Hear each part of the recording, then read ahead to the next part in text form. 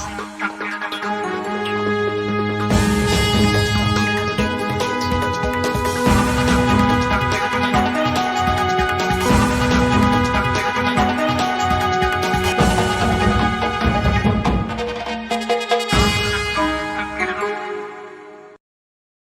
आप देख रहे हैं टीएनपी न्यूज। मैं हूं आपके साथ दीपिका ओझा। टीएनपी न्यूज के खास कार्यक्रम अपना उत्तर प्रदेश में आपका स्वागत है। चलिए शुरुआत करते हैं उत्तर प्रदेश की खबरों की। सीएम योगी ने गोलाघाट स्थित अम्माजी मंदिर में जगत गुरु रामानुजनाचार्य की 5 फीट ऊंची प्रतिमा का अनावरण किया। इस प्रतिमा को स्टैचू ऑफ यूनिटी का नाम दिया गया है। इस दौरान सीएम ने कहा कि मर्यादा पुरुषोत्तम भगवान राम के इस धराधाम पर 120 वर्षों बाद रामानुजाचार्य जी की प्रतिमा का अनावरण हुआ है। आप सबको बधाई और आभार। आगे कहा कि हम जानते हैं कि भारत दुनिया के अंदर ज्ञान की भूमि है। यहाँ वेदों की परंपरा का साक्षात दर्शन होता है। वेदों की परंपरा और मंत्र ऋषियों ने उद्घाटित किए हैं। यही भारत की परंपरा है। संतों ऋषियों का सानिध्य भारत को प्राप्त हुआ है। वहीं पूर्व मुख्यमंत्री और समाजवादी पार्टी के संरक्षक मुलायम सिंह यादव का मंगलवार को अंतिम संस्कार कर दिया गया। आज सुबह पूर्व सीएम अखिलेश यादव ने अपने पिता के बिना पहली सुबह की भावना व्यक्त की। अखिलेश यादव ने 2 फोटो ट्वीट कर लिखा कि आज पहली बार बिना सूरज के उगा सवेरा। पहली फोटो में अखिलेश यादव मुलायम की जलती हुई चिता को प्रणाम कर रहे थे, तो वहीं दूसरी फोटो में अखिलेश कुछ लोगों के साथ मुलायम सिंह की अंत्येष्टि स्थल पर पहुंचे थे। सपा संस्थापक मुलायम सिंह यादव के निधन के बाद से उन्हें श्रद्धांजलि देने वालों का तांता लगा हुआ है। बीते दिन सपा संरक्षक के पैतृक गांव में हुए अंतिम संस्कार में बड़ी संख्या में लोगों का हुजूम उमड़ गया था। हालांकि उसके बाद भी शोक संतप्त परिजनों को सांत्वना देने वाले लगातार आते रहे।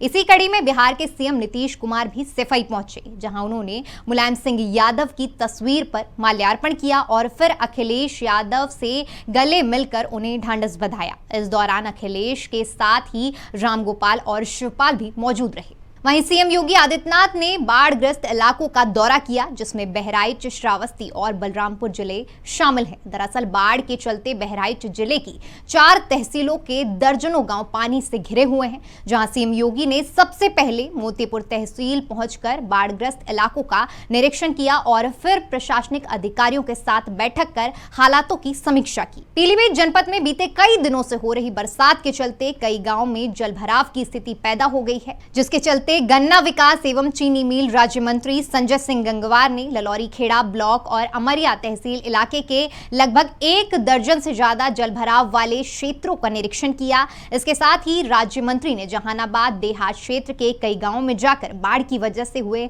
नुकसान का जायजा भी लिया। देखिए, अभी बारिश हुई, पिछले 3-4 दिनों से खूब बारिश हुई। बारिश में कई मकान हमारे क्षेत्र के गिरे, कई मकानों की दीवारें गिर गई, फसल भी पूरी तरह से, धान पूरी तरह से ख़त्म सा हो गया।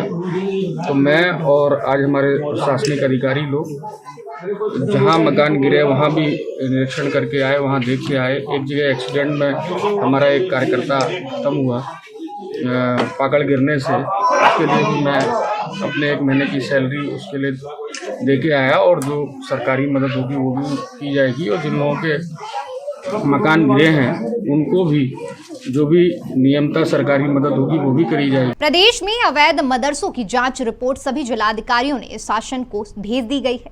जांच में अलीगढ़ की 5 तहसीलों में 103 मदरसे अवैध रूप से संचालित पाए गए हैं, जिसके बाद समाजवादी पार्टी से पूर्व विधायक हाजी जमीर उल्लाह का एक बयान सामने आया है, जिसमें उन्होंने कहा कि अगर जांच के बाद मदरसों पर पाबंदी लगाने की कोशिश की गई तो घर घर में मदरसे खोले जाएंगे। वहीं लखीमपुर खीरी में सट्टा किंग माने जाने वाले गैंगस्टर रेहान की पुलिस ने 7 करोड़ 41 लाख रुपए की संपत्ति को जब्त कर लिया है। बीते दिन आरोपी के मकान पर भारी संख्या में पुलिस बल प्रभारी निरीक्षक सदर पहुंचे थे, जहां सबसे पहले डुग्गी पिटवाई गई। बाद में घरों में मौजूद महिलाओं को बाहर निकालकर संपत्ति को सीज किया गया।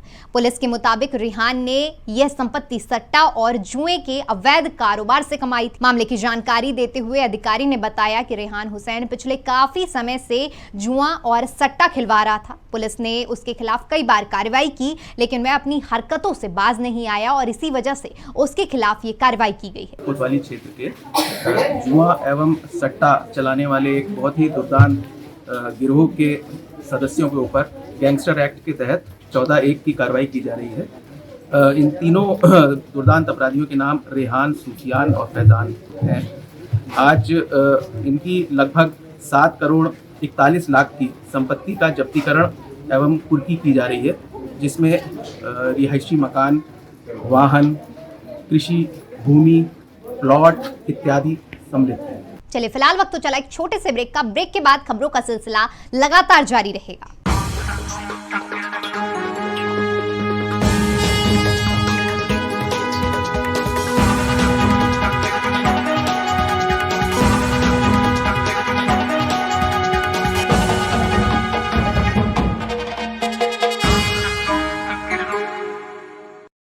ब्रेक के बाद एक बार फिर से आपका स्वागत है। रुक करते हैं अगली खबर का। बरेली में प्रसिद्ध बड़ा बाग हनुमान मंदिर में एक मुस्लिम युवक को चोरी करते हुए रंगे हाथों पकड़ा गया। मामला प्रेमनगर थाना क्षेत्र का है, जहां मुस्लिम युवक अपनी पहचान छिपाकर मंदिर में घुस गया और चोरी करने की कोशिश की, लेकिन इस दौरान मंदिर में मौजूद श्रद्धालुओं ने उसे धर दबोचा और उसकी पिटाई की। अब जब उससे पूछताछ की गई तो अपना नाम रोहित बताया, लेकिन बाद में पता लगा कि वो रोहित नहीं बल्कि मोहम्मद जुबैर है। वहीं सूचना मिलते ही पुलिस मौके पर पहुंची और युवक को हिरासत में लेकर उसके खिलाफ केस दर्ज कर मामले की जांच शुरू कर दी गई है। आज थाना प्रेमनगर स्थित बड़ा बाग के हनुमान मंदिर में पब्लिक द्वारा एक व्यक्ति को गिरफ्तार किया गया जो अपना नाम रोहित बता रहा था। उसने जो भगवान का दान पात्र होता है उसमें से कुछ पैसे चुरा लिए थे।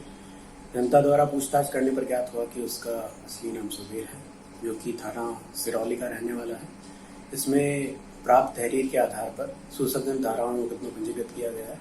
इसमें धारा 380, 506, 511 और 295 में मुकदमा पंजीकृत किया गया है और अग्रिम कार्रवाई की जा रही है।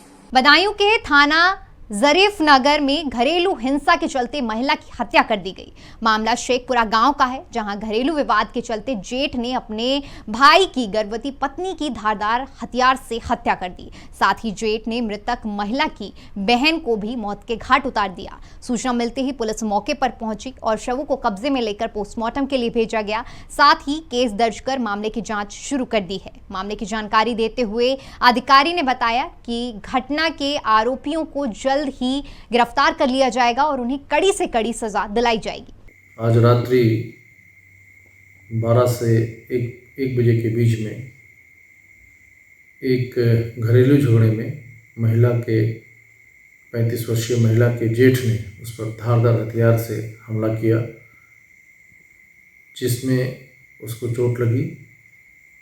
महिला को स्थानीय अस्पताल ले जाया गया, जहां पर डॉक्टरों ने उसे मृत घोषित कर दिया। इस महिला के साथ उसकी बहन, छोटी बहन, 10 वर्षीय बहन भी रहती थी।